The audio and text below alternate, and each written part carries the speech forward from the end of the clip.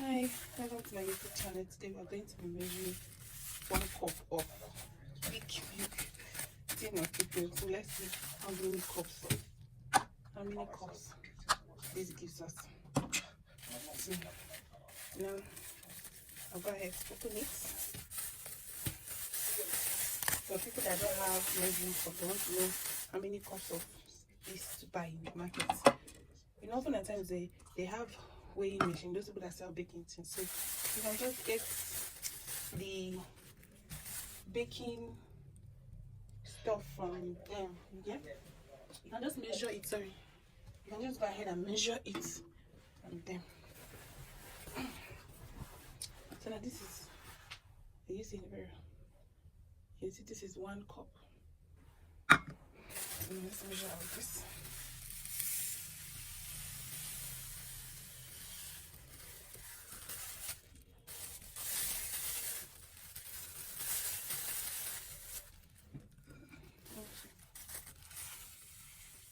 Oh my gosh, this is funny.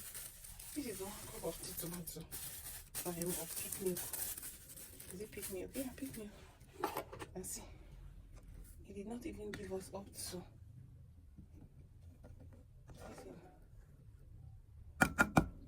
It did not even give us up to.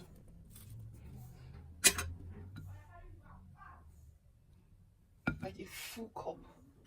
Maybe it was a full cup. It's just meaning this side. This side. So equivalent.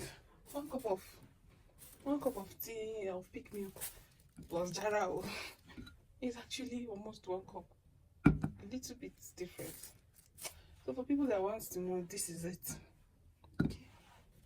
This is it. Thank you. Please, if you've not subscribed, okay, subscribe to my channel. Subscribe so I can be giving you lots of free stuff like this.